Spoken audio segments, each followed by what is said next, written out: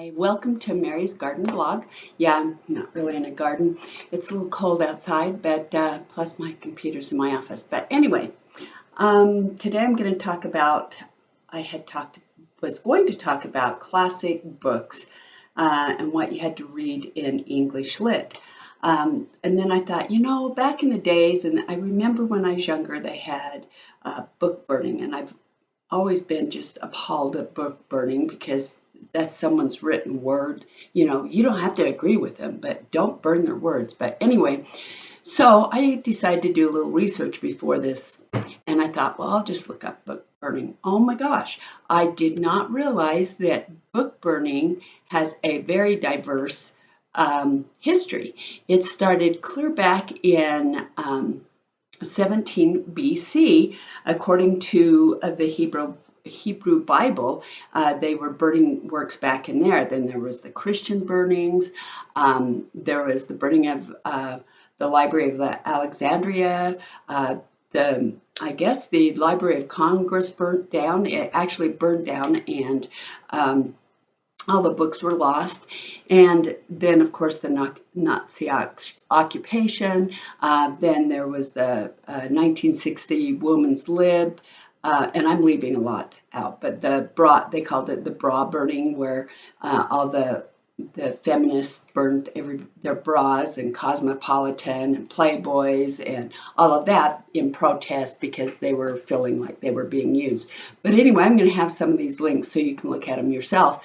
But there's a lot of history in book burning, and a lot of it is classic, and which is sad because classic works are so great. How many of you, when you were in high school, had an English class or an English Lit class that you had to read a classic? And if so, what was it? Mine was Charles Dickens. And yeah, I know that a lot of other things come to mind: Oliver Twist, Tale of Two Cities, and the list goes on. But I had to read one that most people have never heard of, and it's called Hard Times. And I was going to find it and hold it up, but I don't know where I put it. I put it somewhere for safekeeping, and of course that means my kids will find it after I die. But anyway, I still have the copy I had with my notes written in it and everything from high school.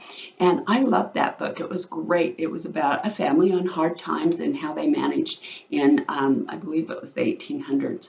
And so anyway, my husband, I asked him, and he had to read Catcher in the Rye. I picked that book up one time, and I tried to read it. I'm sorry, I just couldn't get into it, but he loved it. So what are your experiences with your classics? What have you read? What did you have to read for school, and did you like it? I actually posted that on Mary's book group today. I also have read other things, since then, not because I had to, but because I've wanted to.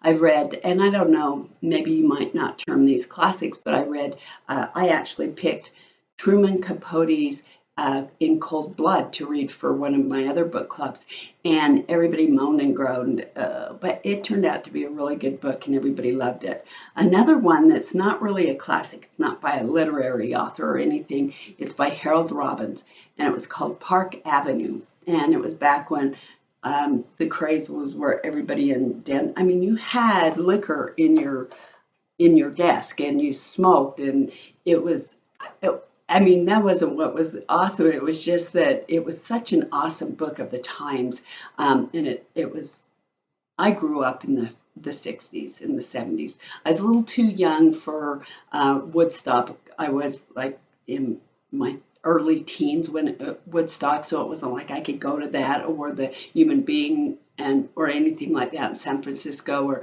any of the protests at Berkeley.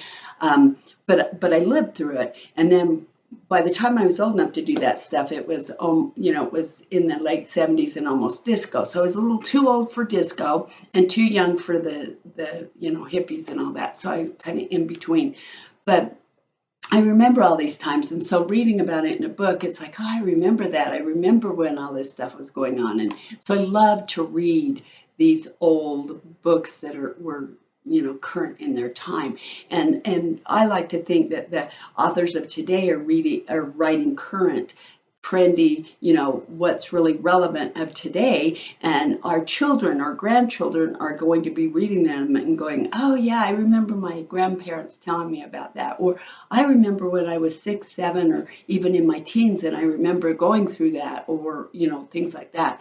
Um, it's hard right now with all the earthquakes and the hurricanes and all the suffering going on to think about writing about anything like that. But you never know. There's going to be an author out there that's going to write about the times. It's going to be very relevant, and hopefully our children will learn from what we learned, going through this today in these times. Anyway, I'm just kind of rambling. I would love to have your thoughts about the classics, the books that you've read over the years that have brought back memories of your childhood. Some of the books that I didn't know even existed. I was on a panel, I think it was in American Fork Library, and we were talking about books that shaped your life.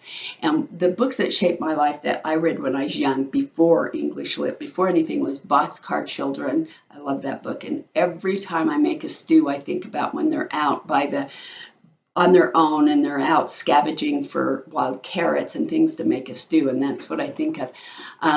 Harriet the Spy, because I always wanted to be a spy, and I loved Harriet the Spy.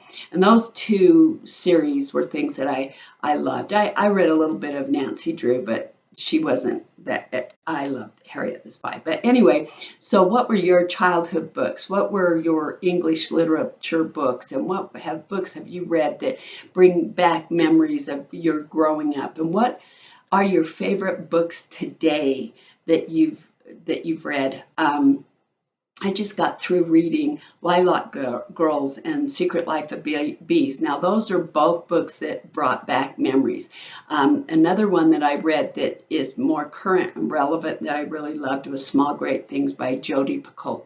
I'm not sure if I said that last, but anyway, so those are all the books that I've read, and that I don't know if they've shaped my life, but I've identified with them in some way, in something going on with my life at the time of when the book was written. Anyway, so I will let you guys go now. I would love to hear from you, and have a great week.